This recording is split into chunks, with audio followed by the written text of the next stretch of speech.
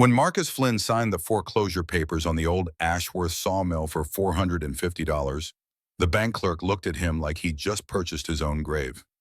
Sarah Chen, a woman in her mid-50s with kind eyes that had seen too many desperate transactions, set down her pen and leaned forward across the scarred wooden desk. "Mr. Flynn," she said, her voice carrying genuine concern rather than professional detachment, "are you absolutely certain about this? That building hasn't processed timber in 17 years. The roof is compromised. The machinery is rusted beyond salvage. Winter's already settling in, and we're looking at one of the coldest seasons Montana's seen in a decade." Marcus met her gaze steadily, his calloused hands resting flat on the contract between them. He was 33 years old, but felt decades older. The lines around his eyes spoke of sleepless nights and calculations that never quite added up. His work jacket, clean but worn thin at the elbows, hung on a frame that had lost weight over the past 2 years. "I'm certain," he said quietly. Sarah studied him for a long moment, then glanced at the address listed on his current residence form. The Pineview Mobile Home Park Lot 17. She knew that park. She knew what $400 meant to someone living there. "You understand the property is sold as is with no guarantees or debt warranties of any kind. The bank assumes no responsibility for structural integrity code compliance or habitability." "I understand. And you're aware that the property taxes, while currently minimal, due to the structure's condemned status, will become your responsibility immediately." "Yes, ma'am." Sarah sighed and pushed the papers toward him one final time. As Marcus signed his name in the spaces she indicated, she said quietly, "My grandfather worked at that sawmill back in the 1920s. He always said Theodore Ashworth was the fairest man he ever knew. I hope there's some of that fairness left in those old walls for you, Mr. Flynn." Marcus looked up, surprised by the personal disclosure, but Sarah was already stamping the documents with the kind of finality that closed chapters and opened uncertain new ones. "The key is yours," she said, sliding a single brass key across the desk. "I truly hope you know what you're doing." As Marcus stepped out into the December afternoon, the key heavy in his pocket, he thought about Sarah's parting words. Did he know what he was doing? Not remotely. But knowing and doing had become separate things somewhere along the way, divorced by necessity and desperation. His pickup truck sat in the bank's parking lot, and its tailgate held closed with bungee cords because the latch had broken 3 months ago, and he couldn't afford to fix it. In the passenger seat, pressed against the window, with her breath fogging the glass, sat Emma. 8 years old with dark hair pulled back in a ponytail that Marcus had learned to manage after 2 years of single fatherhood. She wore her winter coat, the one that was already getting too small, but would have to last another season. She turned as he climbed into the driver's seat, her eyes searching his face with an intensity that always unsettled him.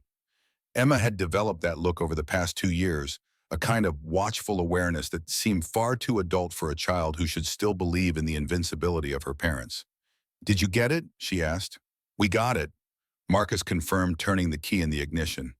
The truck coughed to life its engine, making a concerning sound that he'd been ignoring because everything made concerning sounds when you couldn't afford mechanics. "Is it nice?"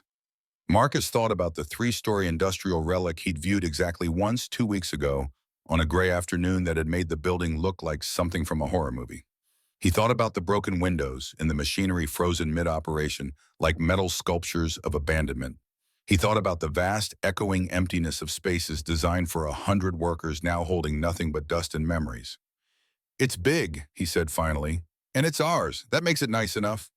Emma nodded, accepting this logic with the resilience she'd learned when her mother walked out. She didn't ask follow-up questions. She'd learned as children of crisis learn that sometimes the answers hurt more than the uncertainty. Marcus drove through Millbrook, Montana, a town that had seen better days and knew it. Main Street held a hardware store, a diner, a gas station, and a bar called the Timber Room that probably served as the community's living room. Christmas decorations hung from lampposts, yet cheerful in that determined way small towns fight against economic decline. They passed the Pineview Mobile Home Park without slowing down. Marcus had already packed everything they owned, which fit embarrassingly into the bed of his truck. 2 suitcases of clothes, 1 box of Emma's toys and books, his tool bags, sleeping bags, and blankets, a camping stove, and a cooler containing what little food they'd salvaged. 3 trips to carry 8 years of Emma's life and 33 years of his own. The sawmill appeared as they rounded a bend in the county road, rising from acres of overgrown lot, like a monument to industrial dreams gone silent. The main building stood 3 stories tall, its dark timber exterior weathered to the color of old bones. Windows gaped like missing teeth, some broken, others merely black with accumulated grime. The roof sagged in places, bearing the weight of too many Montana winters without maintenance. A faded sign still hung above the main entrance letters, barely visible through decades of neglect. Ashworth Timber Company, established 1891. Marcus pulled into the gravel parking lot, weeds pushing through the stones like nature slowly reclaiming what man had abandoned. He killed the engine and sat for a moment staring at what $450 had bought him. Emma pressed against his side, despite her seatbelt, her small hand finding his larger one. "It looks scary, Dad." Marcus couldn't argue with that assessment. The sawmill looked like exactly what it was: abandoned, possibly dangerous, and definitely not the kind of place a responsible parent would bring a child to live. But responsibility, he'd learned, was a luxury you could only afford when you had choices. The mathematics were brutally simple: $450 for the building versus $800 a month for the moldy trailer they'd been calling home. The sawmill had 4 walls and a mostly intact roof. That made it a mansion compared to the alternative, which was his truck. "It's just old," Marcus said, injecting confidence he didn't feel into his voice. "Old doesn't mean bad. Old means sturdy. They built things to last back then. This building has stood for over 100 years. It'll stand a while longer." Emma looked up at him with eyes that held too much understanding for 8 years old. She'd developed that look over the past 2 years, since the morning they'd woken to find Rachel gone. Just a note on the kitchen table in handwriting that used to write love letters: "I can't do this anymore." No explanation of what this was, no forwarding address, no phone number that stayed connected beyond a week. Marcus had stopped trying to interpret Rachel's departure. Some questions didn't have answers worth finding, and some absences spoke louder than any explanation could. "Come on," he said, squeezing Emma's hand. "Let's see our new home." The December air hit them like a slap as they exited the truck, cold enough to sting exposed skin and turn breath into visible clouds. Marcus had checked the forecast that morning, temperatures dropping into the teens tonight, with snow possible by the weekend. They needed to get settled quickly, get heat running somehow. Make this cavernous wreck into something survivable before the real cold arrived. The brass key slid into the main entrance lock with surprising ease, as though it had been waiting for exactly this moment. The door was massive, probably magnificent once, now hanging slightly crooked on hinges crusted with rust. It swung open with a groan that echoed through the space beyond, a sound like the building itself waking from a long sleep. The smell hit them first: dust, machine oil, and something organic that Marcus couldn't quite identify. Decay, maybe, or just time concentrated and undisturbed. What little December light filtered through the grimy windows revealed a vast open space filled with silent machinery. Massive bandsaws stood frozen at angles, suggesting mid-cut. Conveyor systems stretched into shadows, their belts cracked and sagging. Timber processing equipment hulked in the dimness like sleeping giants, as if the workers had simply walked away one day and never returned, which Marcus suspected was probably close to the truth. Emma stayed close to his side as they ventured deeper, their footsteps echoing on concrete floors scattered with debris. The main processing area occupied most of the ground-level cathedral ceilings, lost in shadows above. The space had been designed for noise and motion, for the screech of saws and the rumble of machinery. Its silence now felt unnatural, like a held breath waiting to be released. Metal stairs led to a second floor where offices had once operated. Marcus could see doors hanging open up there, filing cabinets visible through gaps, desks buried under years of accumulated dust. A break room with a sink, a bathroom that might or might not still function. "Can we really live here?" Emma asked quietly, her voice sounding small against the enormous space. Marcus surveyed their new home with what he hoped looked like optimism. The building was a disaster. Yes, it needed work that would take months, maybe years. But it had bones, good bones built in an era when construction meant permanence rather than planned obsolescence.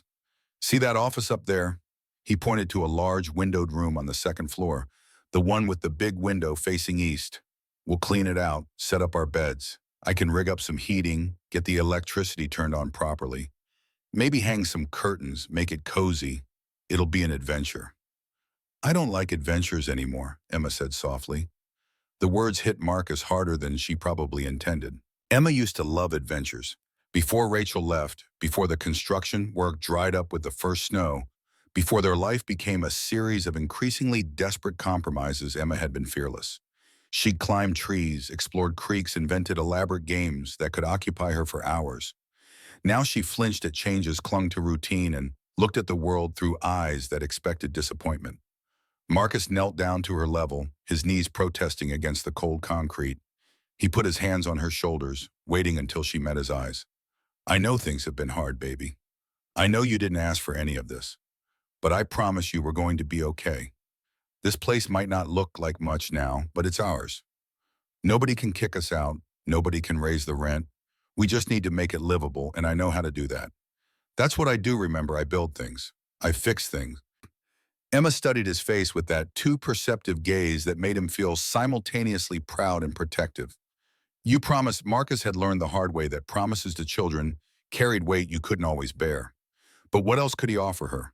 What else did he have except his word and his willingness to work until his hands bled? I promise we'll try our hardest. That's all anyone can ever really promise, sweetheart. But my hardest has always been pretty good. It wasn't much of a promise, but it was honest, and honesty was something he could give her when he had little else. Emma seemed to accept this, nodding slightly before turning her attention back to exploring their strange new home, her small figure moving through the shadows with cautious curiosity. They spent the remaining daylight hours doing basic reconnaissance. Marcus tested light switches and discovered to his relief that the electricity still functioned, though several fixtures had burned out bulbs. The power company would need to transfer the account to his name, which meant fees he couldn't quite afford, but at least the wiring seemed intact. The plumbing proved more problematic. Water flowed when he turned on a rusted faucet in what had been the facility's bathroom, but it ran brown for several minutes before clearing to something approaching transparency. The toilet functioned, which Marcus counted as a significant victory. They could survive without a lot of things, but working plumbing ranked high on the list of non-negotiables. The upper floors revealed more offices, each one a time capsule of abandonment. Desks still held papers, calendars frozen on dates from 2007. Filing cabinets stood open, their contents spilling out in drifts of yellowed documents. A break room refrigerator had become a science experiment in mold cultivation. But there were also things they could use. Cleaning supplies in a storage closet still sealed in their original packaging. Basic tools scattered in drawers. Even a few folding chairs that might be serviceable once wiped down. Small victories, but Marcus had learned to celebrate those.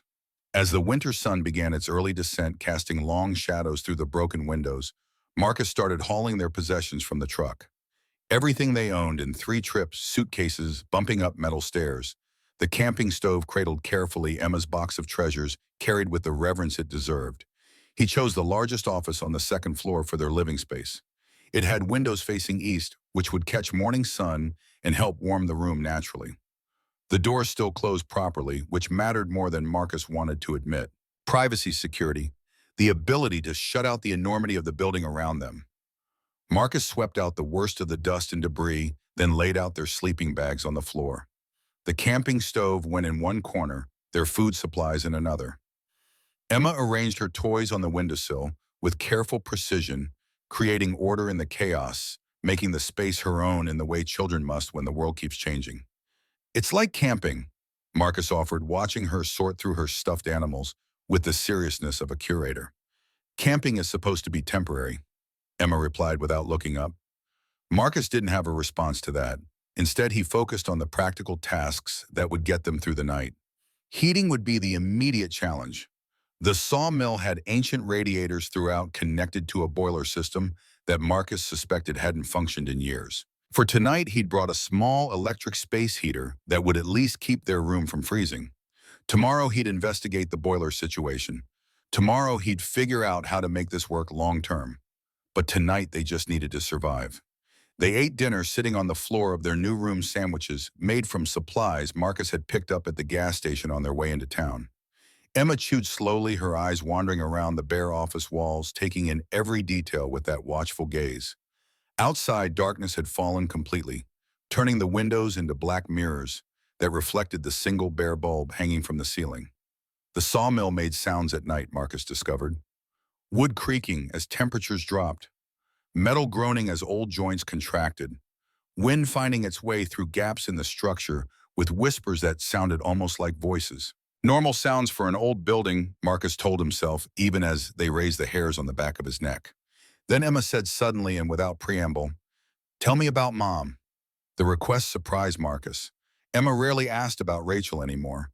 The first few months after she'd left, Emma had asked constantly, "Where was Mom? When was she coming back?" Did she not love them anymore? Marcus had fumbled through explanations that satisfied neither of them, eventually settling on variations of, "Mom needed to figure some things out," and "It's complicated." After a while, Emma stopped asking. Marcus had thought that meant acceptance. Now he wondered if it had just been retreat, a child learning not to probe wounds that wouldn't heal. "What do you want to know?" Marcus asked carefully. Emma picked at her sandwich, pulling apart the bread in small, precise movements. "Do you think she's ever coming back?" Marcus had wrestled with this question himself for 2 years. Rachel had left no forwarding address, no contact information beyond a cell phone number that disconnected within a week. She'd emptied their meager joint savings account, $532, that represented their emergency fund, and vanished as completely as if she'd never existed. For the first year, Marcus had harbored hope. He'd check his phone obsessively, certain she'd call. He'd watch for her car in parking lots, convinced she'd realize her mistake and come home. He'd kept her clothes in the closet, her toothbrush by the sink, maintaining the fiction that this was temporary. The second year had been about accepting that she wouldn't, about boxing up her belongings and donating them to Goodwill, about explaining to Emma again and again in different words that never quite worked, that sometimes people leave and they don't come back, and it's not because of anything you did wrong. "I don't know, honey," Marcus said honestly. "I used to think she would. Now I'm not sure. Maybe she's happier wherever she is. Maybe she needed something we couldn't give her. I stopped trying to figure it out because it was making me crazy." "Do you want her to come back?" The question was more complicated than Emma probably realized. Did Marcus want Rachel back? The woman who'd walked out on their daughter without explanation, the person who'd chosen escape over fighting through the hard parts, part of him still loved the Rachel he'd married. The woman who'd laughed easily and dreamed big and made him believe anything was possible. But that Rachel had been gone long before she'd physically left. The woman who'd walked away was someone he didn't recognize, someone capable of abandoning her own child. "I want you to have a mother who loves you," Marcus said carefully. "Whether that's your mom, Rachel, or whether we have to figure out a different way, I just want you to feel loved and safe." Emma absorbed this quietly, then said in a voice so small it barely carried across the space between them, "I feel safe with you." The simple statement nearly broke Marcus. He pulled Emma close, feeling her small body relax against his, and held her while the old building creaked around them and the heater hummed its electric song. "Good," he managed to say. "That's good, baby. That's all I want." They finished dinner in comfortable silence. Marcus cleaned up their minimal dishes while Emma prepared for bed, changing into her pajamas and brushing her teeth in the cold bathroom down the hall. The space echoed with every sound, magnifying the ordinary into something strange and new. When she returned, Marcus tucked her into her sleeping bag and read to her from one of the books they'd brought, a battered copy of Charlie and the Chocolate Factory that had been Emma's favorite before everything changed. She fell asleep halfway through the chapter, her breathing evening out into the deep rhythm of childhood rest. Marcus continued reading softly for a few more minutes, reluctant to stop this small piece of normalcy. Finally, he closed the book and simply sat there, watching his daughter sleep in their strange new home. The sawmill's night sounds continued, a symphony of settling and shifting that Marcus told himself was perfectly normal. He checked the space heater to make sure it was functioning safely, positioned far enough from the sleeping bags and any combustible materials. Then he settled into his own sleeping bag, the floor hard beneath him, even through the padding. Sleep came slowly, interrupted by unfamiliar sounds and the persistent thought that he'd made a terrible mistake. $450 for a condemned building. Their entire future resting on his ability to make this work. But what choice did he have? The trailer rent had been 3 weeks overdue. The landlord had been patient, but patience had limits. Another week and they'd have been evicted, their belongings set out on the frozen lawn for neighbors to see and pity. At least here in this vast industrial wreck, they had walls and a door that locked. They had space and possibility. They had time to figure things out without someone counting days until eviction. At some point in the early morning hours, exhaustion finally won out over anxiety, and Marcus slipped into restless sleep. He woke to pale winter light filtering through dirty windows, and Emma already awake sitting cross-legged on her sleeping bag with her notebook and colored pencils. Marcus had bought her that notebook 3 months ago, back when he'd still had steady work, back when small gifts felt possible. She'd filled half of it already with elaborate drawings of imaginary worlds that looked nothing like their actual life. "Morning, kiddo," Marcus said, his voice rough from sleep and cold air. "Morning," Emma replied without looking up from her drawing. "The building makes weird sounds at night." "Old places do that. It's just the wood settling, the temperature changing. Nothing to worry about." Emma nodded but didn't look convinced. Marcus couldn't blame her. In daylight, the sawmill looked less menacing, but no more welcoming. Just old, vast, and fundamentally empty. Marcus made them a basic breakfast on the camping stove, instant oatmeal, and coffee for himself. The cheap kind that tasted like burnt water, but contained enough caffeine to make consciousness bearable. As they ate, he outlined his plan for the day. First priority was getting the boiler system evaluated. If it could be repaired, they'd have heat throughout the building. If not, he'd need to figure out alternative solutions before the real winter cold set in. Second priority was making their living space more habitable. That meant deep cleaning, finding or building proper furniture, maybe hanging some curtains to make it feel less institutional. "Can I explore while you work?" Emma asked. Marcus hesitated. The sawmill was large, potentially dangerous with its old machinery and questionable structural integrity, but keeping Emma confined to one office seemed cruel, and he couldn't watch her constantly while trying to assess the building's systems. "You can explore the second floor," Marcus compromised, "but you stay away from the machinery downstairs, and you stay where I can hear you if you call." "Deal." "Deal," Emma agreed readily. They spent the morning in parallel tasks. Marcus descended to the boiler room, a dark cave beneath the main processing floor, accessed by a narrow staircase that creaked alarmingly under his weight. The boiler itself was a monster from another era, a massive cast-iron beast covered in a maze of pipes and valves that looked like something from a steampunk nightmare. Marcus knew basic construction and maintenance, but this antique equipment was beyond his expertise. He'd need to call on a specialist, which meant money he didn't have. Meanwhile, Emma's footsteps echoed overhead as she wandered the second-floor offices. Occasionally, she'd call down to him, reporting her discoveries. An office with old maps still pinned to the walls. A storage room full of ancient hard hats. A break room with a calendar frozen on March 2007, the month someone had finally given up. Marcus was making notes on the boiler system, trying to determine what might be salvageable, when Emma's voice cut through the building with unusual urgency. "Dad, Dad, come quick." Marcus was up the stairs faster than he thought possible, his heart hammering against his ribs. Emma's tone hadn't been panic exactly, but something close enough to send adrenaline flooding through his system. He found her standing in front of a wall at the far end of the second-floor hallway, an expanse of dark wood paneling that looked identical to the rest of the building's interior. "What's wrong?" Marcus asked, scanning for danger, for structural collapse, for any of the 100 catastrophes that could befall a child in a derelict building. "Nothing's wrong," Emma said, her eyes bright with excitement rather than fear.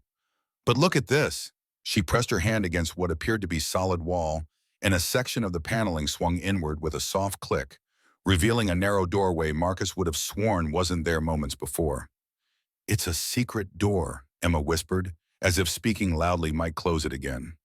"I was leaning against the wall, and I felt it move." Marcus approached cautiously, examining the mechanism with growing amazement. The door was cleverly designed, invisible when closed, operated by a hidden catch disguised as a decorative knot in the wood grain. Beyond the doorway, darkness suggested a space larger than a simple closet. "Stay here," Marcus instructed, Emma pulling out his phone and activating its flashlight function. He stepped through the hidden door, ducking slightly beneath the frame.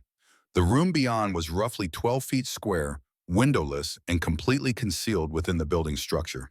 As Marcus swept his phone light across the space, it revealed something that made his breath catch in his throat. The room was furnished. A heavy wooden desk dominated one wall, its surface clear except for a leather-bound ledger. Shelves lined another wall filled with what appeared to be record books and files organized with meticulous care. But what commanded Marcus's attention was the opposite wall where a large portrait hung in an ornate frame.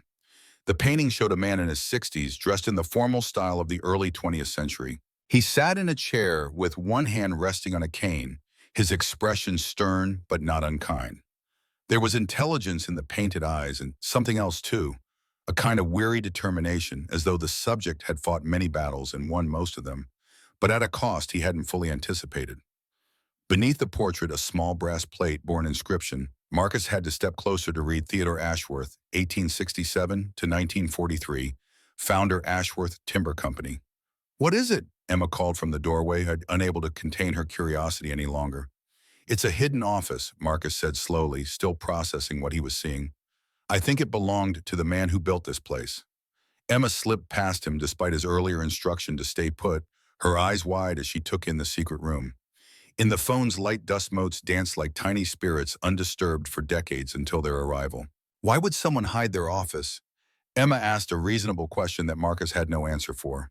He moved to the desk, examining it more closely. The wood was dark with age but well maintained, as if someone had cared for it right up until the building's abandonment. The leather ledger sat centered on the desk surface, pristine, despite the dust covering everything else. Marcus reached for it, then hesitated. Something about this felt significant, like opening that ledger would cross a threshold he couldn't uncross. Which was ridiculous, he told himself. It was just an old book in an abandoned building he'd legally purchased. Whatever was inside belonged to him now, along with everything else on the property. He opened the ledger. The first page contained a single line of text written in precise, old-fashioned script. "For the one who finds this having purchased what others abandoned, you've earned the right to know what they never did." Marcus's hands trembled slightly as he turned to the next page where detailed entries began. Not business records as he'd expected, but something else entirely. Instructions, locations, and numbers that made his vision blur as he tried to process what he was reading. "Dad," Emma's voice seemed to come from very far away. "Are you okay?" Marcus looked up from the ledger to his daughter's concerned face, then back down to the page before him. The page that contained directions to 6 different locations on the Sawmill property. The page that listed in precise detail assets hidden over decades by a man who'd apparently trusted no one with his fortune. Theodore Ashworth had died 75 years ago, and if this ledger was to be believed, he'd left behind something worth far more than $450. Marcus spent the next 3 hours locked in that hidden room, while Emma sat cross-legged on the floor outside, entertaining herself with her notebook and colored pencils. The ledger contained 78 pages of Theodore Ashworth's careful handwriting, each entry dated and detailed with the precision of a man who'd built an empire from sawdust and determination. What Marcus read rewrote everything he thought he understood about the property he'd purchased for less than a month's rent. Theodore Ashworth hadn't trusted banks. That much became clear within the first dozen pages. The man had lived through the stock market crash of 1929, watched neighbors lose everything to institutions they'd believed were safe. So he'd created his own security, systematically hiding portions of his wealth across the sawmill property in 6 separate caches. Gold coins, bearer bonds, cash in denominations that would seem quaint now, but represented fortunes in their time. The ledger provided maps, measurements from permanent landmarks, depth specifications. Everything needed to recover what Theodore had called his legacy insurance. But it was the personal observations scattered throughout that gave Marcus pause, that made this more than a simple treasure map. Theodore had opinions, philosophies, regrets that bled through the careful accounting. An entry dated August 15, 1934, built the Eastern Cache today. Buried enough to keep Sarah and the children comfortable if the banks fail again. Preston watched me work, but asked no questions, showed no curiosity about why his father might be digging holes on his own property. The boy takes everything for granted, believes wealth appears through birthright rather than effort. He will inherit this business and likely destroy it. So be it. A man can only control what he can control. Another from June 22, 1938. The land remembers. Trees I planted 40 years ago now tower over the mill. Families I employed in the 90s now send their sons to work here. What we build becomes part of something larger than ourselves. Preston sees only the immediate, the transactional. He will sell this all eventually, I have no doubt. But the land will remain, and maybe someone worthy will find what I've hidden and understand what it means. The final entry was dated March 17th, 1943, 2 weeks before Theodore's death, according to the brass plate beneath his portrait. His handwriting had grown shakier but remained legible. My son believes this business is his birthright, earned through blood alone rather than character or commitment. He has no understanding of what built this company, no respect for the men who labored here, no vision beyond his own comfort. I have made provisions. Let the land decide who is worthy of what I've built. Let time separate the patient from the entitled. Whoever finds this will have purchased what my son will surely abandon. May you prove worthier than my blood. Marcus read that final entry 3 times, trying to parse the bitterness in those words. A father disinheriting his son not through legal channels, but through concealment. Theodore had apparently left the sawmill to his son in his will, along with the house and the timber contracts. But the wealth he'd accumulated, the foundation of everything he'd built that he'd hidden away, with instructions only discoverable by someone who actually occupied the property long enough to stumble upon its secrets. The son had clearly sold everything off eventually. The dates on the abandoned paperwork Marcus had seen suggested the sawmill had operated sporadically through the 1970s before closing permanently around 2007. 64 years of the Ashworth family slowly liquidating their inheritance without ever finding what really mattered. And now that inheritance belonged to Marcus Flynn, a 33-year-old construction worker who'd bought the property in desperation, not ambition. The numbers in the ledger were staggering. Even accounting for inflation and the possibility that some caches might have been discovered or deteriorated over time, Marcus was potentially looking at enough money to change his and Emma's lives permanently. Not just solve their immediate crisis, but rewrite their entire future. If it was real, if Theodore hadn't been delusional, if the caches hadn't already been found by urban explorers or previous owners, if the landmarks referenced in the maps still existed after 7 decades, if Marcus could actually locate and excavate the hiding spots without drawing attention or legal complications. Too many ifs. But also, what choice did he have? The ledger was either legitimate or it wasn't. The only way to know was to look. Marcus emerged from the hidden room to find Emma had drawn an elaborate picture of the secret door, complete with dramatic rays of light emanating from the opening, like something from an adventure movie. She looked up as he stepped out, her expression curious but patient. Emma had learned patience the hard way through broken promises and disappointed expectations. "Did you find treasure?" she asked, the question so direct it startled a laugh from Marcus. "Maybe," he said honestly. "I found a very old book with some interesting information. I need to do some investigating to know if it means anything." "Can I help investigate?" Marcus considered this. He'd need to survey the property, identify the landmarks Theodore had referenced, possibly start excavating. Some of that work Emma could participate in safely. And honestly, the idea of having company while he pursued what might be an elaborate wild goose chase appealed to him. "Yeah," Marcus said, "you can help. But first we need to get some supplies." They drove into Millbrook, the nearest town of any size, with the ledger locked in Marcus's truck's glove compartment. The town center consisted of one main street lined with businesses that had clearly seen better days. A hardware store called Davidson's that looked like it had been there since Theodore Ashworth's time. A diner with faded red booths visible through the windows. A gas station. A bar called the Timber Room that probably served as the community's social hub. Marcus parked outside Davidson's, the interior smell of sawdust, metal, and oil hitting him as they entered. An older man stood behind the counter, his weathered face and calloused hands marking him as someone who'd done more than just sell tools over his lifetime.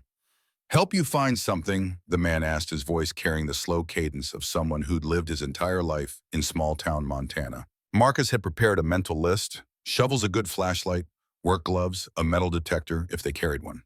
Equipment that could serve multiple purposes but would primarily help him search for Theodore's hidden caches. "Need some excavation supplies," Marcus said. "Shovels, maybe a pickaxe. And I'm looking for a metal detector if you carry them." The man's eyebrows rose slightly, a subtle shift in expression that suggested curiosity rather than suspicion. "You the fellow who bought the old Ashworth place?" News traveled fast in small towns. Marcus shouldn't have been surprised. "That's me, Marcus Flynn." The man extended a hand that engulfed Marcus's in a grip that still held considerable strength despite his age. Tom Davidson. My grandfather worked at that sawmill back in the 20s and 30s. Said it was the best job in the county back then. Theodore Ashworth paid fair wages, treated his men right. Place hummed like a beehive in those days, running 2 shifts most of the year. Marcus felt a strange connection to the portrait hanging in that hidden room, to the face of a man who'd been dead for 75 years, but whose reputation still lingered. What happened to it? Marcus asked. To the company. Tom's expression soured, deepening the lines around his mouth. Theodore's son Preston. That's what happened. Man inherited a thriving business and ran it into the ground through pure neglect and greed. Wouldn't raise wages to stay competitive. Number. Modernize equipment, too expensive. Treat workers with respect beneath him. By the time Preston died in the 80s, most of the good timber contracts had gone elsewhere. His own son, Theodore's grandson, kept it limping along part-time until the recession hit in '07. Then he just walked away, left everything to rot. The story aligned perfectly with what Marcus had read in Theodore's final ledger entry. A legacy squandered by entitled heirs who'd never understood what built it. Well, Marcus said carefully, I'm hoping to make something of the place. Starting small, but who knows? Tom studied him with an assessing gaze that felt like it could see through polite deflection to the desperation underneath. What exactly are you planning to excavate? Marcus had anticipated this question and prepared a plausible cover story. Previous owners left a lot of junk buried around the property. Old equipment, scrap metal. Figured I'd dig it up, sell what I can for scrap, clean the place up proper. Tom nodded slowly, accepting this explanation, or at least choosing not to challenge it. Metal detectors are over here. Got a good one, a professional grade. Cost you, though. The detector was $230 more than Marcus had budgeted, but necessary if he was going to locate metal caches buried underground. He added 2 shovels, work gloves, and a heavy-duty flashlight to his purchases. The total came to $380, leaving Marcus with less than $70 to his name until he could find work. As Tom rang up the purchase, he said casually, You know, there have been stories about that sawmill for years. Folks say old Theodore hid money all over the property before he died. Urban legend type stuff, but the stories persist.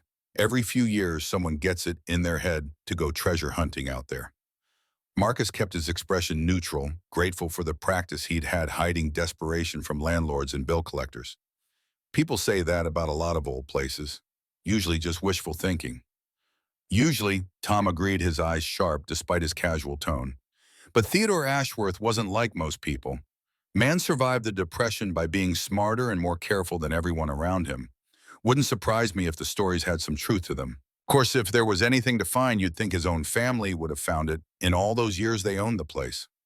Marcus loaded his purchases into his truck, hyper-aware of the ledger in his glove compartment. If there were already rumors about hidden wealth at the sawmill, he'd need to be careful. The last thing he needed was treasure hunters or opportunistic locals taking an interest in his activities. Emma had waited patiently in the truck, and now she examined the equipment with interest. Are we going treasure hunting? She asked. We're going investigating, Marcus corrected gently. Big difference. Treasure hunting is about getting rich quick. Investigating is about carefully seeing if something might be true. We dig carefully, we document what we find, and we don't tell anyone until we know what we're dealing with. Okay, Emma agreed, her expression solemn with the weight of secrets. Back at the sawmill, Marcus spread Theodore's maps across the desk in the hidden room, comparing them to the current property layout. The first cache was supposedly buried near what the ledger called the eastern marker stone.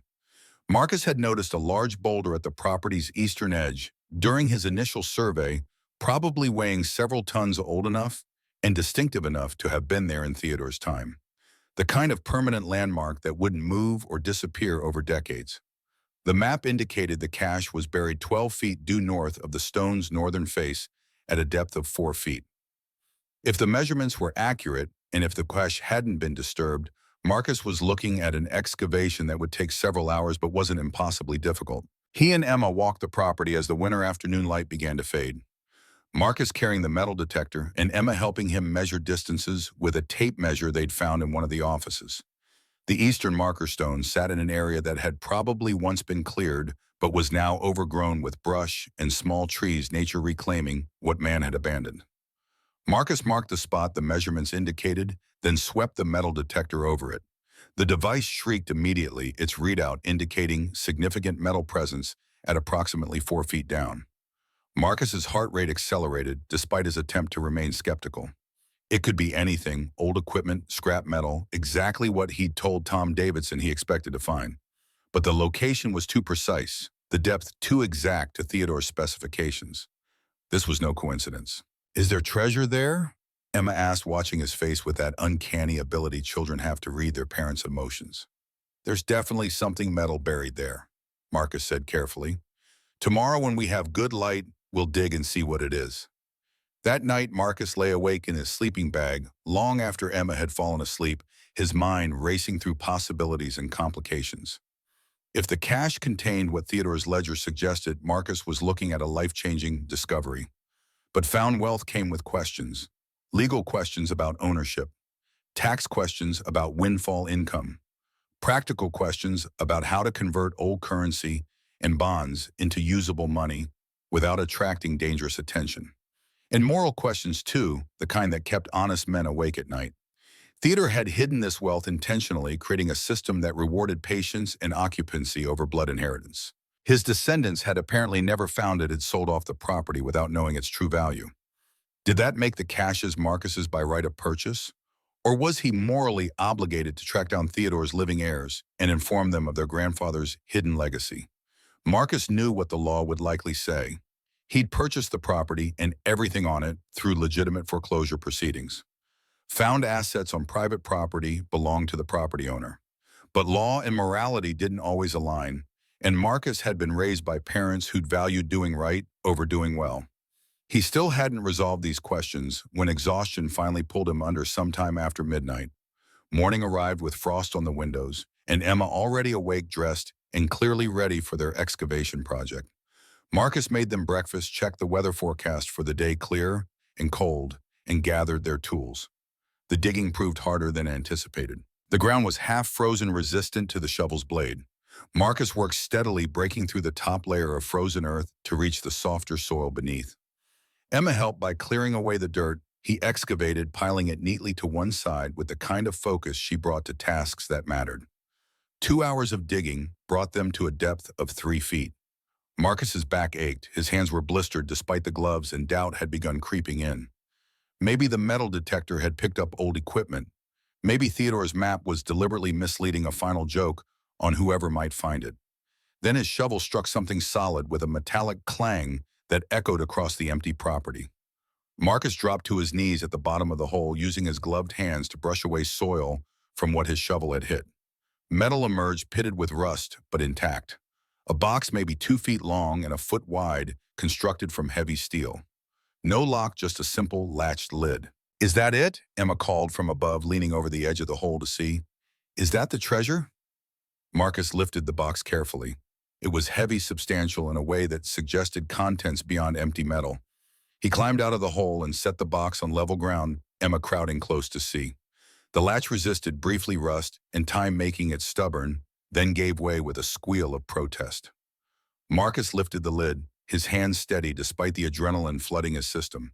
Inside, wrapped in oil-treated canvas that had survived 7 decades underground, were neat stacks of gold coins, double eagles. Marcus recognized them from history books and antique shows. $20 gold pieces minted in the early 20th century. He counted quickly, 50 coins, maybe more, beneath the top layer. At modern gold prices, even accounting for a condition, he was looking at somewhere north of $100,000 in the first cache alone. "Daddy!" Emma whispered, her eyes huge in her small face. "We're rich." Marcus stared at the gold coins gleaming dully in the winter sunlight, at this impossible windfall that had materialized from desperation in a child's curious hands. Rich. The word felt foreign, impossible. 48 hours ago, he had had less than $500 to his name and no prospects beyond hoping construction work resumed in spring. Now he was looking at more money than he'd ever earned in a year, possibly in 5 years. And this was just the first of 6 caches. We need to be very careful, Marcus said, his voice sounding strange to his own ears. We can't tell anyone about this. Not yet. Not until I figure out what we're supposed to do. Emma nodded seriously, understanding in her own 8-year-old way that this changed everything, that secrets this big required careful handling. It's our secret, she said. Our secret, Marcus agreed, already reburying the box and marking the location carefully so he could retrieve it later. No point leaving evidence of their discovery visible to anyone who might wander the property. They spent the afternoon filling in the hole, restoring the ground to something approaching its original appearance. Marcus's mind churned through implications and possibilities with every shovelful of dirt. That evening, after Emma was asleep, Marcus researched inheritance law and found property regulations on his phone, squinting at the small screen in the dim light of their makeshift bedroom. The legal situation seemed clear enough. He'd purchased the property through legitimate foreclosure proceedings. Assets found on the property belonged to him. Theodore Ashworth's heirs had owned the land for decades and sold it off without discovering what lay beneath. Their loss, legally speaking. But Marcus kept coming back to Theodore's final entry, to the bitterness of a father disappointed in his son, to the deliberate construction of a system that would only reward someone who actually lived on and worked the property. Theodore hadn't wanted his son to have this wealth. He'd engineered things specifically to prevent it. Marcus had stumbled into Theodore's trap, but a trap designed to catch someone worthy rather than exclude the unworthy. The question was, did that make him worthy? He was just a guy who'd run out of options and bought the cheapest roof he could find. Did that qualify him for a windfall that could solve every problem he'd ever faced? His phone rang, startling him in the quiet office. Unknown number, local area code. Marcus answered cautiously. Marcus Flynn, a woman's voice, professional and clipped. Speaking. My name is Rebecca Ashworth Chen. I understand you recently purchased the Ashworth Sawmill property. Marcus's stomach dropped. Ashworth, a descendant, calling him the same day he'd found Theodore's first cash. The coincidence was too precise to be accidental. That's right, Marcus said carefully. Can I help you with something? I'd like to meet with you, discuss the property, its history. I'm Theodore Ashworth's great-granddaughter. My family has some interest in the site's historical preservation. Historical preservation code for searching for Theodore's rumored hidden wealth, most likely. Tom Davison's casual mention of the legends suddenly seemed less innocent. Word had spread that someone new owned the sawmill, and now Theodore's descendants were circling. I'm not looking to sell, Marcus said. I'm not looking to buy, Rebecca countered smoothly. Just to talk. I'm in town tomorrow. Perhaps we could meet at the property, say 10 o'clock in the morning. Marcus wanted to refuse, but curiosity won. He wanted to see what Theodore's great-granddaughter knew what she wanted. And maybe despite everything, he wanted to look her in the eye and decide for himself whether she deserved to know about the wealth her ancestor had deliberately hidden from her family. 10 o'clock works, Marcus agreed. After the call ended, Marcus sat in the dark office listening to Emma's peaceful breathing and the old building's nighttime sounds. Tomorrow would bring complications. He wasn't prepared for a confrontation between blood inheritance and earned discovery, between what was legal and what might be right. He pulled out the ledger again, reading Theodore's final entry by phone light. But the land hadn't decided anything. Chance had. Desperation had. Marcus had bought the cheapest available shelter and stumbled into someone else's vendetta against their own family. Outside, an owl called in, the winter darkness, its voice echoing across the empty property. Marcus closed the ledger and tried to sleep, knowing tomorrow would force choices he wasn't ready to make. Rebecca Ashworth Chen arrived exactly at 10 o'clock, driving a silver sedan that looked aggressively out of place against the sawmill's industrial decay. She emerged dressed in what Marcus recognized as expensive casual wear, the kind of clothing designed to look effortless while probably costing more than his monthly grocery budget used to be. Mid-40s, he guessed, with dark hair pulled back in a neat ponytail and the confident posture of someone accustomed to being taken seriously broadly in rooms where she was often the only woman. Emma watched from the second-floor window as Marcus descended to meet their visitor. He'd told his daughter to stay inside during the conversation, a precaution that felt increasingly necessary as Rebecca approached with the measured stride of someone assessing property value with every step. Mr. Flynn, she said, extending a hand, thank you for agreeing to meet. Her handshake was firm, professional. Marcus noted she wore no wedding ring despite the hyphenated surname, and her eyes were already scanning the sawmill's exterior with an intensity that had suggested more than casual interest. Miss Ashworth Chen, Marcus replied, you said you wanted to discuss the property's history. Please call me Rebecca. She turned her full attention to him, and Marcus recognized the expression he'd seen on contractors' faces when they were sizing up a job, trying to determine cost versus profit. She was trying to determine what kind of person she was dealing with, how much he might know, what leverage she might have. My great-grandfather built this place, Rebecca said, her gaze sweeping across the weathered timber and broken windows. It's been in my family for over a century, even if we no longer own it. Your family sold it, Marcus pointed out, keeping his voice neutral. Several times, from what I understand. It went through at least 3 different owners before the bank foreclosed. Rebecca's jaw tightened slightly, the only crack in her professional composure. My uncle made decisions I didn't agree with. He saw the sawmill as a burden, an unprofitable relic draining resources better spent elsewhere. He never understood what Theodore built here, what it represented. Marcus gestured toward the building looming behind them. And what did Theodore build here exactly? Rebecca turned to study the sawmill, her expression shifting to something that might have been genuine nostalgia or might have been a calculated performance. Marcus couldn't tell which. An empire for a time. Theodore Ashworth came to Montana with nothing in 1890. By 1920, he controlled timber contracts across 3 counties. He employed over 200 men, at the operation's peak paid them fairly, treated them with respect when other mill owners were crushing strikes and cutting wages. My great-grandfather believed in building something that would last a legacy for his family. But it didn't last, Marcus said quietly. No, Rebecca's voice carried bitter acknowledgement. My grandfather Preston inherited ambition without skill, arrogance without vision. He spent 40 years slowly dismantling what Theodore built, cutting corners, alienating workers, losing contracts to competitors who actually invested in their operations. And my uncle finished the job selling off the equipment piece by piece until there was nothing left but the building itself.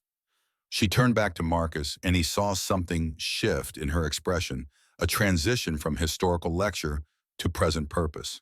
Which brings me to why I'm here. There are family stories about Theodore, things he may have left behind that weren't part of the official estate. There it was. Marcus kept his expression carefully neutral, a skill he'd learned from years of dealing with skeptical landlords and impatient creditors. What kind of things? Rebecca studied him carefully before responding, as though weighing how much to reveal. Theodore didn't trust banks. The Depression reinforced that distrust in ways that shaped the rest of his life. Family legend suggests he may have kept assets hidden on the property insurance against economic collapse. My uncle dismissed these stories as fantasy, refused to even consider searching. But I've done research, Mr. Flynn. I've found reference in old journals, cryptic mentions in letters. I believe the stories are true. And you want to search my property for your great-grandfather's hidden treasure? Marcus said flatly, though his heart was hammering against his ribs. I want to recover assets that rightfully belong to Theodore's bloodline. Rebecca corrected, her voice taking on a sharper edge. You purchased the building and land, Mr. Flynn. No one disputes that. But if there are family heirlooms or assets hidden here, those weren't part of the sale. They remain family property regardless of who owns the dirt they're buried under. Marcus had anticipated this argument during his sleepless hours the previous night. That's not how property law works. I bought the land and everything on it. Anything found on the property belongs to me. Legally, perhaps, Rebecca conceded, though her posture suggested she wasn't conceding much. But morally, these are my family's assets, hidden by my great-grandfather for his descendants. The fact that my grandfather and uncle were too blind or lazy to find them doesn't change the fundamental ownership. And the fact that Theodore apparently hid them specifically so his son wouldn't find them. Marcus asked quietly, watching her reaction. Does that change the fundamental ownership? Rebecca's eyes widened, slightly genuine surprise breaking through her professional demeanor. What do you know about that? Marcus realized his mistake too late. He'd revealed knowledge that shouldn't be accessible to someone who'd only owned the property for 3 days. But backing down now would only make things worse, would suggest he had more to hide than he'd already admitted. I found Theodore's hidden office, Marcus said, meeting her gaze steadily. And I found his ledger. I know exactly what he thought of his son and why he hid what he hid. For a long moment, Rebecca simply stared at him, her carefully constructed approach apparently derailed by this revelation. Then unexpectedly, she laughed. A sound without much humor, but genuine nonetheless, as though she'd been preparing for a chess match only to discover her opponent had already moved half the pieces. So you actually found it, the room everyone whispered about but no one could locate. How? My daughter has a talent for finding things that don't want to be found, Marcus said, thinking of Emma's small hand pressing against the hidden catch, her excited voice calling him upstairs. Rebecca's expression shifted, calculation replacing surprise as she processed this new information. Then you know where the caches are located. You know what's buried here. I know what might be buried here, Marcus corrected, maintaining the lie by omission. I haven't verified anything yet. Rebecca didn't need to know about the gold coins currently reburied 12 feet north of the eastern marker stone, about the weight of them in his hands, or the way they'd gleamed in winter sunlight like possibility made manifest. Rebecca pulled a business card from her purse, holding it between two fingers, like a white flag or an opening gambit. Mr. Flynn, Marcus, I understand this puts you in a difficult position. You purchased this property legally, and you have every right to anything you find here. But I'm asking you to consider the ethical dimensions. Theodore was my family. His wealth was built through generations of work. Does the fact that you happened to buy this building give you moral right to everything he accumulated? Does the fact that you share his blood give you moral right to wealth he specifically hid from his descendants? Marcus countered. Rebecca flinched as if struck, and Marcus saw something genuine in her reaction, something that looked like pain. You read what he wrote about my grandfather. I did. Preston was a difficult man, Rebecca said quietly, her professional mask slipping to reveal something more vulnerable beneath. Entitled, arrogant, dismissive of others. Everything Theodore wrote about him was probably true, but that doesn't define our entire family. I barely knew Preston. He died when I was 12. I'm not asking for this inheritance because I think I deserve it through some divine right of blood. I'm asking because I've spent my adult life trying to understand Theodore, trying to honor what he built in ways my grandfather and uncle never did. Marcus studied her, trying to gauge sincerity versus manipulation, trying to determine if this was rehearsed emotion or genuine feeling. What does that mean, honoring what he built? Rebecca pulled out her phone, scrolling through photos before handing it to Marcus. The images showed historical documents, photographs, research materials, organized with academic precision. I'm a historian, Mr. Flynn. I specialize in early 20th century industrial development in the American West. I've written 2 books about timber industry evolution, about the immigrant entrepreneurs who built Montana's economy from raw wilderness. Theodore's story is part of that history, and I've been documenting it for 15 years. Marcus scrolled through the images, seeing academic articles bearing Rebecca's name, photographs of Theodore at various stages of his life, copies of Sawmill operational records. The research was extensive, genuine, representing years of dedicated work. So you want the money to fund more research, Marcus asked. I want the money because I'm 46 years old, divorced, teaching adjunct classes at 3 different colleges to make ends meet, and living in my sister's basement, Rebecca said bluntly, her voice carrying the kind of honesty that comes from exhaustion with pretense. I want it because I'm Theodore's great-granddaughter, and I'm broke while his wealth sits buried on properties sold off by people who never appreciated what they had. I want it because, yes, it would help me, and unlike my grandfather and uncle, I would actually do something meaningful with it. The raw honesty in her voice surprised Marcus, cut through his defensive skepticism to something he could relate to. He'd expected legal arguments or emotional manipulation, not this direct acknowledgement of personal desperation. He realized something he understood intimately. 2 people standing on opposite sides of an inheritance, neither of them had expected, both struggling with circumstances beyond their control. I need time to think about this, Marcus said finally. Rebecca nodded slowly, her shoulders relaxing slightly, as though she'd been braced for immediate rejection. How much time? I don't know, a few days at least. And in the meantime, you'll what? Excavate what you can and then decide how much to share. Marcus met her gaze steadily, recognizing the fear beneath her challenge. In the meantime, I'll read more of Theodore's ledger, understand what he wanted, and try to figure out the right thing to do, which is more consideration than you or your family gave this place for 70 years. Rebecca absorbed this quietly, and Marcus saw something shift in her expression, a kind of resigned acceptance. That's fair, she said eventually. More than fair, actually.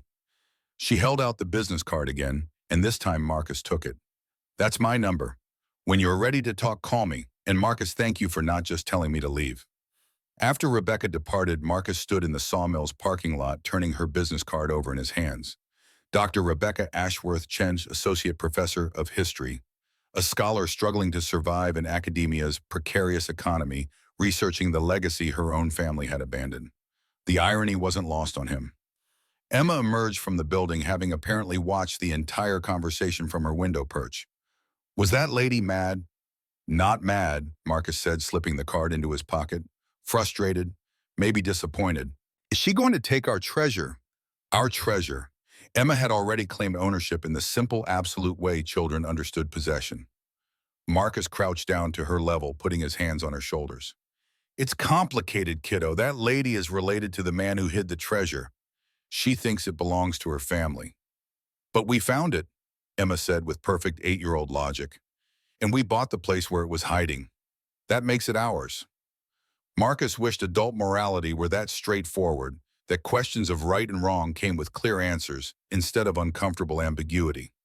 Sometimes what's legal and what's right aren't the same thing. I need to figure out which matters more. Over the next 3 days, Marcus excavated the remaining 5 caches, working during the hours Emma was at the small school he'd enrolled her in. Each location yielded treasures similar to the first metal boxes containing gold coins, old currency bearer bonds that Marcus suspected might still be redeemable through proper channels. The total value was staggering, easily over $500,000, possibly approaching $1 million, once he factored in the bond's potential worth and the numismatic value of coins in good condition. It was more money than Marcus had ever imagined, possessing enough to provide Emma with every opportunity she'd been denied. College education fully funded, a proper home instead of sleeping bags on office floors, security against every disaster life might throw at them. Everything a father could want for his daughter. But Theodore's words haunted him, echoing through his thoughts as he carefully reburied each cache and marked its location. On the 3rd evening, Marcus sat in the hidden office surrounded by the evidence of Theodore's careful planning. The portrait gazed down at him with that weary determination, and Marcus found himself speaking to it as though the old man might somehow hear across 7 decades of silence. I don't know what you'd want me to do, Marcus said quietly. Your great-granddaughter seems like a good person. She's spent years honoring your memory while her family forgot you. But you specifically hid this from your blood. You wanted someone else to find it, someone who'd actually live here and work here. The portrait offered no guidance, but Marcus hadn't expected any. The decision was his alone to make, and he'd been wrestling with it since Rebecca's visit. He thought about Emma, about the life this money could give her. He thought about Rebecca struggling in her sister's basement while teaching part-time at 3 different colleges. He thought about Theodore, bitter and disappointed, hiding his fortune from a son who'd proven unworthy. And he thought about the kind of man he wanted to be, the example he wanted to set for his daughter. Marcus pulled out his phone and called Rebecca. She answered on the 2nd ring, her voice tense with anticipation. Rebecca, I want to meet again. Tomorrow if you're available. Somewhere neutral. There's a diner in Millbrook, Rebecca said quickly. Helen's Place on Main Street. I know it. 2 o'clock. What should I expect, Marcus? Marcus looked up at Theodore's portrait, at the painted eyes that seemed to judge him across the years. Expect honesty, he said. That's all I can promise. Marcus arrived at Helen's Place 15 minutes early, claiming a booth near the back where they could talk privately. The diner smelled of coffee and frying bacon, comfortingly ordinary, against the extraordinary conversation he was about to have. Rebecca appeared precisely at 2, sliding into the opposite seat, with an expression that tried to mask desperation with professional composure. She looked like she hadn't slept well, and Marcus suspected he looked the same. Thank you for calling, she said. Marcus had rehearsed this conversation a dozen times in his mind, trying different approaches, different ways of framing what he'd decided. Direct honesty seemed like the only version that felt right, that felt like something Theodore might have respected. I found all 6 caches, Marcus said without preamble. The contents matched Theodore's descriptions in his ledger. Rebecca's breath caught her hands tightening around the coffee cup the waitress had just placed in front of her. And I've spent 3 days thinking about what's right. Not what's legal, not what benefits me most. What's right. Marcus pulled out his phone showing her photographs he'd taken of the excavated boxes and their contents. Gold coins gleaming against oil-treated canvas, stacks of old currency, bearer bonds with denominations that seemed fantastical. Rebecca studied the images, her hand trembling slightly as she scrolled through them. How much? I estimate close to $1 million in today's value, possibly more depending on the bonds and collector value of the coins. My God, Rebecca whispered. Marcus set his phone down, leaning forward so she could see his eyes could judge his sincerity. Theodore wrote that he wanted the land to decide who was worthy. But land doesn't decide anything. People do. So I'm deciding. He paused, making sure he had her full attention. I'm keeping half. Rebecca looked up sharply, surprise and confusion warring in her expression. Half, well, half, Marcus confirmed. I purchased this property legally. I found these ties through my own effort and my daughter's curiosity. I need this money to give Emma a stable life opportunities she won't have otherwise. That's worth something. And the other half, Rebecca asked carefully, goes to you, not because you're entitled to it through blood, but because you're the only member of Theodore's family who actually cared about what he built. You've spent 15 years documenting his legacy while everyone else forgot he existed. That's worth something too. Rebecca sat very still, processing this offer that clearly wasn't what she'd expected.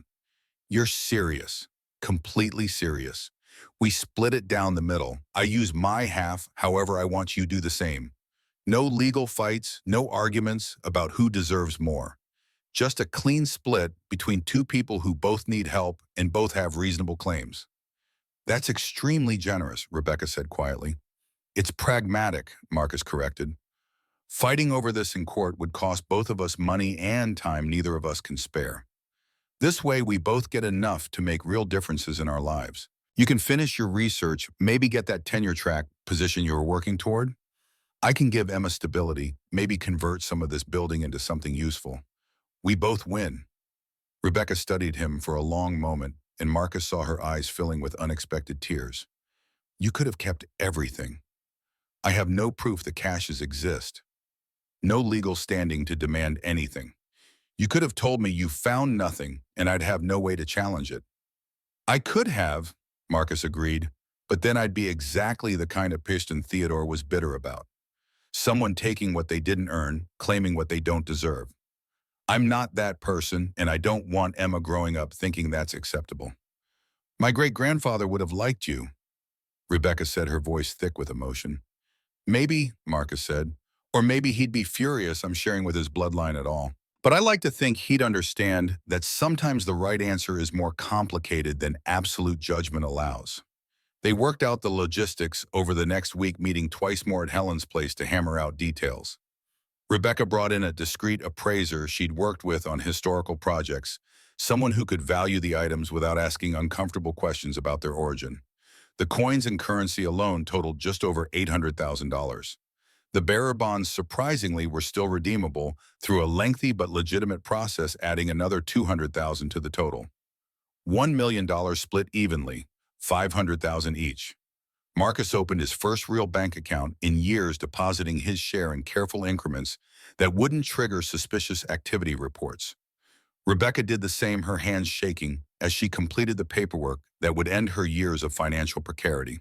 They met one final time at the sawmill, both of them standing in the hidden office where Theodore's portrait still hung.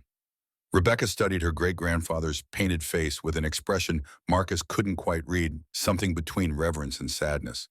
I've looked at this portrait in photographs 100 times, she said softly.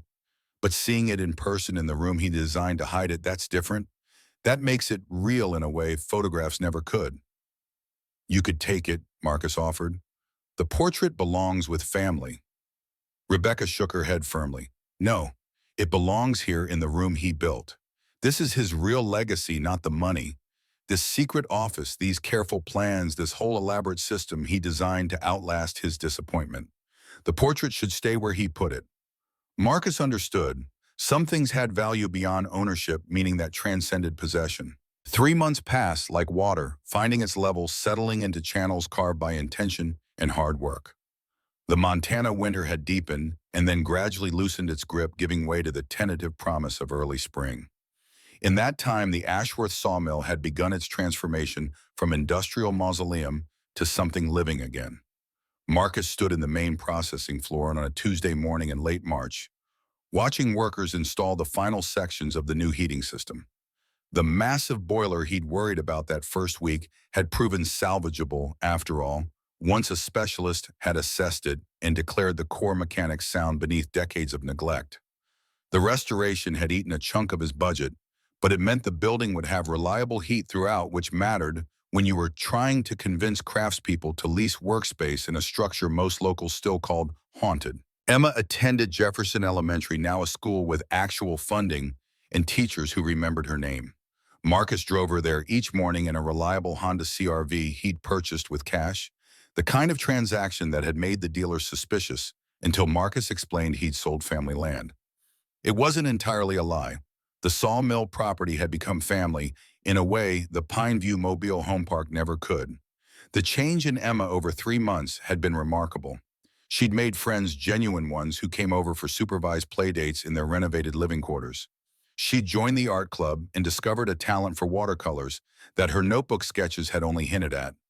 Her drawings had evolved from mechanical precision to something more joyful paintings that included bright skies and smiling figures instead of just careful architectural studies. But the most significant change was subtler. Emma no longer flinched when Marcus mentioned plans for next week, next month, next year. She'd begun to believe in a future that extended beyond immediate survival, to trust that the ground beneath them wouldn't shift without warning. Rebecca visited every few weeks, combining research trips to Millbrook's county archives with what had become an unexpected friendship. She'd quit 2 of her 3 adjunct positions, using her half of Theodore's inheritance to fund serious academic work for the first time in her career. The book she was writing, the comprehensive study of Theodore Ashworth and immigrant entrepreneurs in Montana's timber industry, had attracted interest from a major university press. "This could be my tenure book," she'd told Marcus during her last visit, unable to keep the hope from her voice. "The thing that finally gets me off the adjunct treadmill." Marcus had poured her more coffee and listened as she described her research, the interviews with descendants of sawmill workers, the archival photographs she'd unearthed, the economic data that showed how places like the Ashworth sawmill had built entire communities.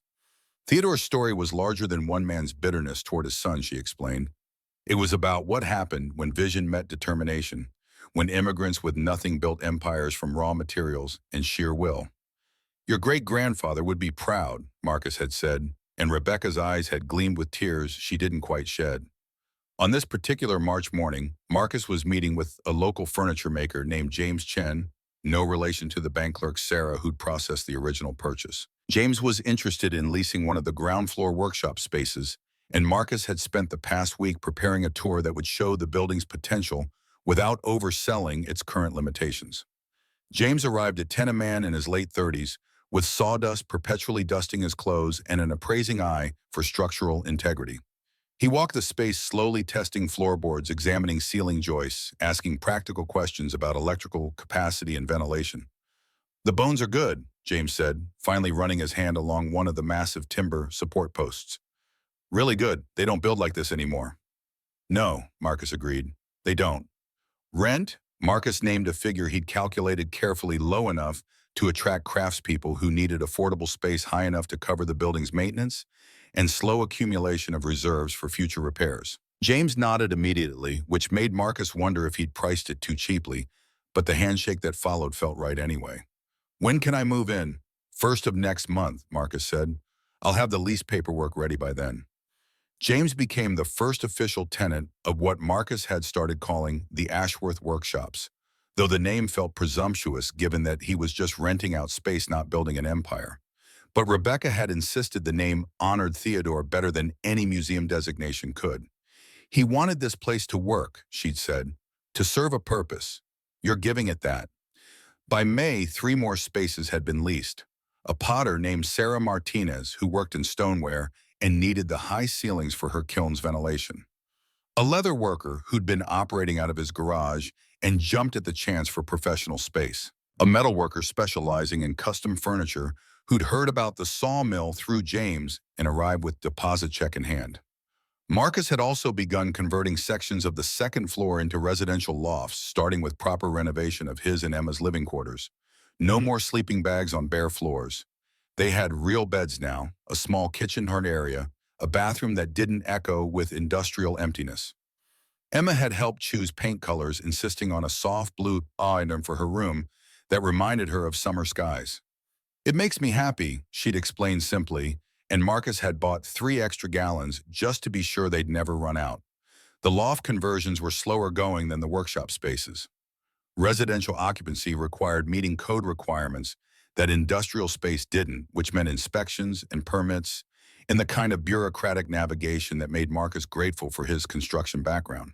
But he'd completed 2 additional units by early summer, both of which rented immediately to craftspeople who'd been commuting from neighboring towns. Tom Davidson from the hardware store had become a regular presence at the sawmill, stopping by under the pretense of checking on supply orders, but clearly fascinated by the building's transformation. He'd taken to teaching informal workshops on traditional joinery techniques, passing along skills his grandfather had learned while working for Theodore. "Feels right being here," Tom said one afternoon, running his weathered hands over a piece of oak James was preparing to shape. "Like the building's waking up after a long sleep." Marcus understood the sentiment. The sawmill did feel alive again in ways that had nothing to do with simple occupancy. There was energy here, the kind that came from people creating things from shared purpose and mutual support. The craftspeople had formed an organic community, trading skills and sharing equipment, covering for each other during family emergencies or rush orders. Sarah the potter helped the metalworker with glazing techniques for his steel pieces. James built display shelving for the leather worker. Marcus found himself in the middle of a small ecosystem he'd accidentally created, watching something Theodore might have recognized despite the centuries separating them. On a warm evening in late June, Marcus climbed to the hidden office as he did most nights after Emma was asleep. He'd kept the room exactly as they'd found it, preserving Theodore's desk and shelves and the portrait that still hung, watching over everything with that expression Marcus had come to think of as patient rather than stern. "6 months," Marcus said quietly to the painted Theodore. "Half a year since we moved in. Emma's thriving. The building's coming back to life. I think you'd approve, or at least I hope you would." He settled into the chair behind Theodore's desk, something he'd started doing when he needed to think through difficult decisions. The leather felt worn smooth by a previous occupant's years of use, comfortable in a way that suggested Theodore had spent many hours here planning, worrying, building his empire one careful decision at a time. Marcus pulled out the ledger, which he still kept in the desk's locked drawer. He didn't read it anymore, had memorized the important passages weeks ago, but holding it connected him to the man who'd written those bitter, hopeful words about worthiness and legacy. A soft knock on the hidden door interrupted his thoughts. Emma's voice came through the wood panel. "Dad, are you in there?" Marcus smiled. Emma had gotten good at finding the hidden catch, could open the door as easily now as she'd discovered it that first time. "Come in, sweetheart." Emma entered already in her pajamas, carrying her current watercolor project. She'd been working on it for a week, a painting of the sawmill as it looked now, with bright windows and people visible inside working at various tasks. "I finished it," she said, holding up the painting with shy pride. Marcus studied the image, seeing the building through his daughter's eyes. Emma had captured something essential about the transformation, the way light now spilled from windows that had been dark for 17 years, the way the structure seemed to lean slightly forward, as if welcoming rather than warning away. In the foreground of her painting, tiny figures walked toward the entrance, too small to show detail, but suggesting purpose, community, belonging. "It's beautiful, Emma. Really beautiful." "It's for you," she said, "to put up in here, maybe near the old painting." Marcus felt his throat tighten with unexpected emotion. His 8-year-old daughter, who'd learned to expect disappointment and guard against hope, was offering him art that celebrated their strange found home. "I'd be honored," he said. "We'll get it framed properly, hang it right next to Theodore." Emma beamed, then climbed into his lap the way she used to before she'd decided she was too big for such things. They sat together in comfortable silence, Emma's small weight warm against his chest, both of them looking at Theodore's portrait. Do you think he's happy we're here? Emma asked. Marcus considered the question seriously, looking at the painted eyes that had watched over this room for three-quarters of a century. I think he's glad someone finally found what he hid. And I think he'd be proud that we're using it to help people instead of just keeping it for ourselves. Because sharing is better than being selfish, Emma said with the absolute certainty of childhood moral clarity. Because sharing is better than being selfish, Marcus agreed. As summer deepened into August, the sawmill's transformation accelerated. Marcus completed 2 more residential lofts, bringing the total to 5 occupied units. The workshop spaces were all leased now, with a waiting list developing as word spread about affordable space in a building with good bones and better community. The Millbrook Town Council had noticed the revival too. They'd approached Marcus about presenting at a community development meeting, wanting to understand how an abandoned industrial building had become an economic hub. Marcus had declined, politely uncomfortable with the attention, but the council's interest had led to something useful, a small business grant to help with continued renovations. It wasn't much, $15,000, but it allowed Marcus to install proper security systems and begin addressing the building's exterior, replacing broken windows and treating timber against further weather damage. The sawmill would never look new again, but it could look cared for, which seemed more important anyway. Rebecca's visits had become more frequent as her book project progressed. She'd interviewed Marcus extensively about the discovery and his decision to share the inheritance, framing it as a case study in how legacy transcends blood when handled with integrity. "You're going to make me sound nobler than I am," Marcus had protested during one interview session. "I'm going to make you sound exactly as noble as you are," Rebecca had countered, which is plenty. She'd also started documenting the sawmill's current incarnation, photographing the workshops and interviewing the craftspeople about what the space meant to them. The before and after narrative, she explained, would form the book's conclusion, showing how Theodore's vision of community-centered industry had found new expression a century after his death. "It's poetic, really," Rebecca had said. "Theodore built this place to employ people, to give them purpose and income and dignity. You're doing the same thing, just with a different model. Same spirit, new century." Marcus wasn't sure about the poetry, but he understood the parallel. Theodore had created something that served people, and Marcus was trying to honor that fundamental principle, even if the specific expression had changed. One August evening, Marcus received a phone call from an attorney in Billings. The voice on the other end was formal, careful, asking if he was the Marcus Flynn who owned the former Ashworth sawmill property. "That's me," Marcus confirmed, immediately wary. Legal calls rarely brought good news. "My name is Richard Patterson. I represented the estate of Preston Ashworth Jr., Theodore Ashworth's grandson. He passed away last month at age 87. He left specific instructions in his will regarding your property." Marcus felt a chill despite the warm evening. Preston Ashworth Jr., the man who'd finally sold the sawmill in 2007, had been dead for years as far as Marcus knew. But apparently that had been Preston Sr. The grandson had survived into his late 80s. "What kind of instructions?" Marcus asked carefully. "Mr. Ashworth became aware of the property's revitalization under your ownership. His niece Rebecca kept him informed, though they weren't close. He wanted you to have something." 3 days later, a package arrived via courier. Inside, wrapped in protective paper, was a photograph in an old wooden frame. The image showed the sawmill in its prime, probably from the 1920s, based on the vehicles visible in the background. Timber stacks rose like small mountains around the building. Workers posed in organized rows before the main entrance, their faces too small to distinguish individually, but their collective presence speaking to the operation's scale. And standing prominently in the front row, looking perhaps 40 years younger than in the portrait hanging in the hidden office, was Theodore Ashworth himself. A letter accompanied the photograph, written in shaky script that suggested it had been composed near the end of Preston Jr.'s life. Marcus read it sitting at Theodore's desk in the hidden office, Emma asleep down the hall. The sawmill settled into its nighttime quiet. "Mr. Flynn, I will never meet you, but my niece Rebecca tells me you are a man my grandfather would have respected. I was not such a man. I inherited my father's business without inheriting his character, his vision, or his dedication. I spent 40 years proving my unworthiness, destroying what my grandfather built through negligence and pride. By the time I understood what I'd lost, it was too late to recover it." Rebecca tells me you found my grandfather's hidden wealth and chose to share it with our family despite having no legal obligation to do so. This act of generosity shames me. I could have searched for those caches myself in the decades I owned the property. I chose not to dismiss the family stories as fantasy, refused to honor my grandfather's memory by actually trying to understand him.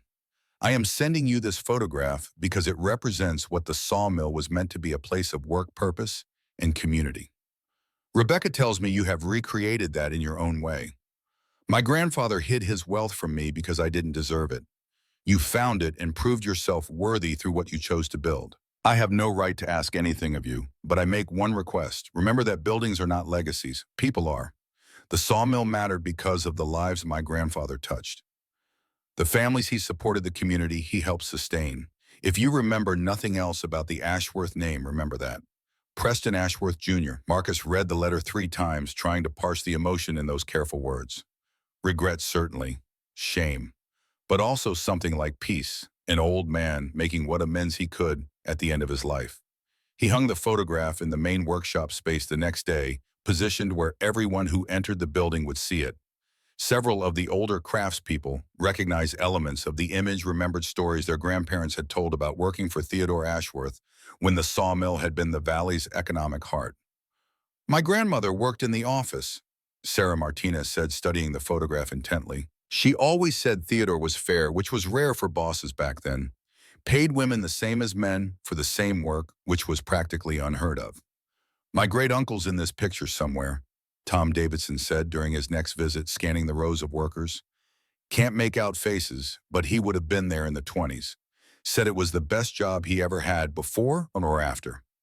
The photograph became a touchstone for the sawmill's community, a reminder that the building's purpose hadn't changed as much as it had evolved. Then it was employing 200 workers processing timber. Now it was housing a dozen craftspeople and 5 residents. Different scale, same fundamental principle, providing space for people to do meaningful work. Summer gave way to fall, and Emma started 4th grade with the confidence of a child who'd found her footing. She'd grown taller over the months, lost some of the watchful wariness that had defined her after Rachel's departure. She laughed more easily now, complained about homework, with the casual entitlement of a kid whose biggest problem was math worksheets. Marcus watched this transformation with gratitude that sometimes overwhelmed him.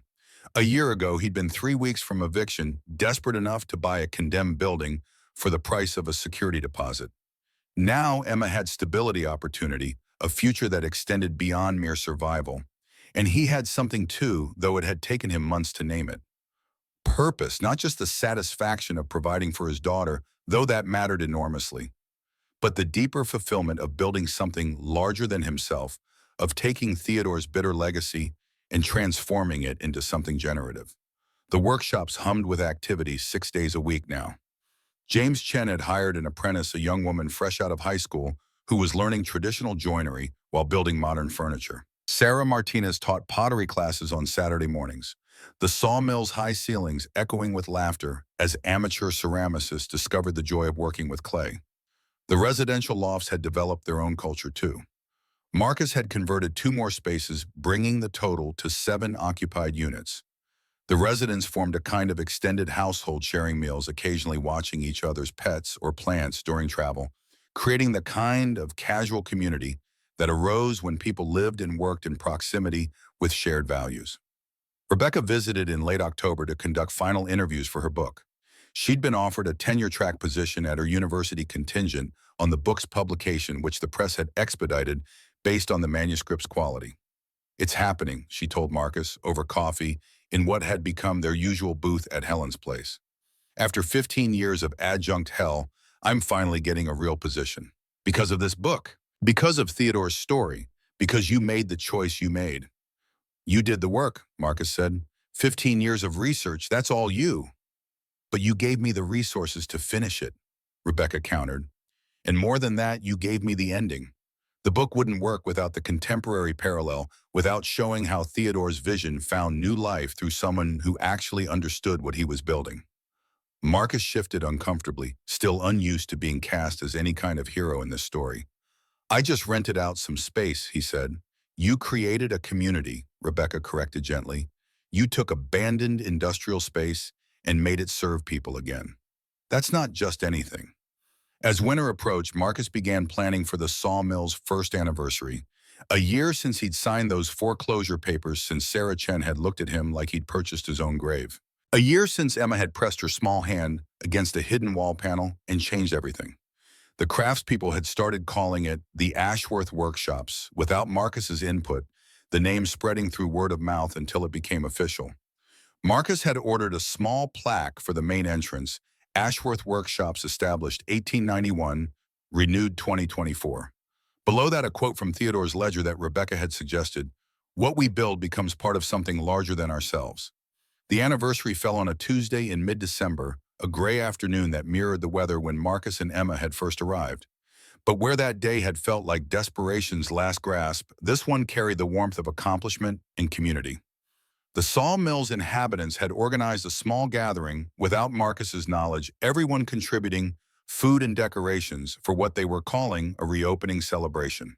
When Marcus arrived after picking Emma up from school, he found the main workshop space transformed with string lights and potluck tables, crafts, people and residents mingling with a handful of town locals who'd taken interest in the building's revival. Tom Davidson gave a short speech about Theodore Ashworth and the importance of remembering the valley's industrial heritage. He spoke about his grandfather's pride in working for a man who treated employees with dignity, about how places like the sawmill had built communities that lasted generations. Theodore would be pleased, Tom said, looking directly at Marcus. Not just that the building's alive again, but that it's being used in a way that honors what he believed in. That legacy matters more than bloodline. That worth comes from what you build, not what you inherit. Rebecca spoke next, more polished in her academic way, but equally heartfelt. She talked about legacy and reinvention, about how places could hold meaning across generations if people cared enough to preserve and transform them. "My great-grandfather built this sawmill to last," she said. The building lasted, but his vision nearly died when his descendants failed to understand it. Marcus didn't just preserve Theodore's legacy, he revived it, adapted it, made it relevant for a new century. That's the truest form of honor. Then Emma stood up, unexpected and unprompted, holding a poster board Marcus hadn't known she was working on. She created a timeline of the sawmill's history, illustrated with her watercolors and careful handwritten notes. "This building is 133 years old," Emma announced to the gathered crowd, her voice steady despite her age. "Theodore Ashworth built it when he came to Montana with nothing. He wanted to make something that would help people and last a long time." She pointed to different parts of her timeline, explaining the sawmill's peak operation, its slow decline, its years of abandonment, and finally its recent revival. "My dad says buildings are just buildings," Emma continued. "It's the people who matter. Theodore mattered because he was fair to the people who worked for him. My dad matters because he's making sure people can work here again." Marcus felt his throat tighten as he watched his daughter present her project with the confidence of a child who'd found her place in the world. This was who Emma was becoming, a kid who thought about history and legacy and what made places meaningful. When the formal speeches ended and the gathering dissolved into casual conversation and shared food, Marcus found himself standing near the photograph Preston Jr. had sent, looking at Theodore's younger self, surrounded by 200 workers. "Quite a weight to carry," a voice said behind him. He turned to find Tom Davidson, coffee cup in hand, studying the photograph with the familiarity of someone who'd looked at it many times before. "I don't think of it as weight," Marcus said. "More like responsibility. There's a difference." "There is," Tom agreed. "Weight crushes you. Responsibility shapes you." They stood in comfortable silence for a moment, then Tom added, "My grandfather used to say Theodore was the kind of man who made you want to be better. Not through criticism or demands, but through example. You seeing what he built, you wanted to build something worthy too." "I'm not trying to measure up to Theodore," Marcus said. "I'm just trying to make this place work." "Same thing," Tom said with a slight smile. "That's what Theodore did. Just tried to make it work one day at a time.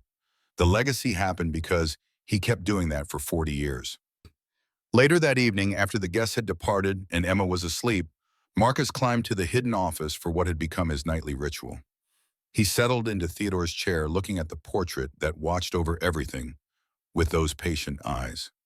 "1 year," Marcus said quietly. "We made it a year. The building's alive again. Emma's thriving.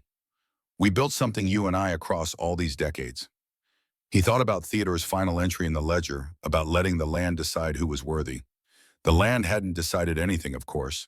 Marcus had stumbled into this through desperation and accident. But maybe that was the point. Maybe worthiness wasn't about deserving good fortune, but about what you chose to do with it when it arrived. Marcus had chosen to share when he could have kept everything. He'd chosen to build community when he could have simply extracted value. He'd chosen to honor Theodore's vision by adapting it rather than preserving it in amber. Whether that made him worthy by Theodore's standards, Marcus would never know. But standing in this office, knowing Emma slept safely down the hall, watching a building full of people doing meaningful work, Marcus thought maybe he was building something worthy regardless. He pulled out Emma's watercolor painting, which he'd had professionally framed as promised. In the morning, he'd hang it next to Theodore's portrait, creating a visual dialogue between past and present, between the empire Theodore had built and the community Marcus was nurturing. The sawmill creaked around him, old woods settling into winter cold, the sounds familiar now rather than frightening. Marcus extinguished the desk lamp and sat for a moment in darkness, feeling the weight of history and the lightness of possibility in equal measure. Tomorrow would bring new challenges, new tenants to interview new repairs, to manage new decisions about how to balance preservation with progress. But tonight, Marcus allowed himself to simply exist in this moment, grateful for desperate choices that had led to unexpected grace for hidden rooms and patient ancestors for daughters who painted hope in watercolors. He thought about Theodore one last time before leaving the office, about a man who'd built an empire and watched his son destroy it, who'd hidden his wealth in bitterness and inadvertently created opportunity for strangers a lifetime later. "Thank you," Marcus whispered to the darkness, "for trusting that someone would find this, for believing that worthiness could transcend bloodline, for building something strong enough to last until someone who cared could bring it back to life." The office offered no response, but Marcus hadn't expected one. Some conversations were meant to be one-sided gratitude, expressed not for acknowledgement, but for the simple need to speak truth into silence. Marcus closed the hidden door behind him and walked down the hall to check on Emma one last time before bed. She slept peacefully, surrounded by her watercolor paintings and the security of a home that wouldn't disappear beneath her. Through the window, Marcus could see the lights of Millbrook twinkling in the valley below a small town that had reclaimed a piece of its history through his accidental stewardship. The sawmill's lit windows had added to that constellation beacon, announcing that this place lived again, that Theodore Ashworth's vision of purposeful work and dignified employment had found new expression in a new century. Marcus turned off Emma's light and made his way to his own room, feeling the particular exhaustion that came from meaningful work rather than desperate survival. Tomorrow would come with its demands and opportunities, but tonight belonged to rest and quiet satisfaction. He settled into bed listening to the sawmill's familiar nighttime symphony and allowed himself one final thought before sleep claimed him. They'd done it. Against impossible odds and through choices he still sometimes questioned, they'd taken something abandoned and made it alive again. They'd honored the past while building the future. They'd proven that legacy wasn't about blood or inheritance, but about what you chose to create with whatever chances life provided. The land hadn't decided who was worthy. Marcus had. And in choosing to share, to build, to honor what came before, while creating something new, he'd become exactly the kind of person Theodore had hoped would find his hidden wealth. Not because he was special or destined or particularly deserving, but because when given the choice between taking and giving, between hoarding and sharing, between preserving the past and honoring it through transformation, Marcus had chosen the harder, better path. That was legacy enough. Marcus closed his eyes and let sleep come content in the knowledge that tomorrow would bring new opportunities to prove himself worthy of the trust an angry, disappointed old man had placed in whoever stumbled upon his secrets. And in the hidden office down the hall, Theodore Ashworth's portrait kept its eternal vigil, watching over a building that lived again, because one desperate father had bought it for $450 and discovered that sometimes the greatest treasures aren't the ones we find, but the ones we choose to share. The end.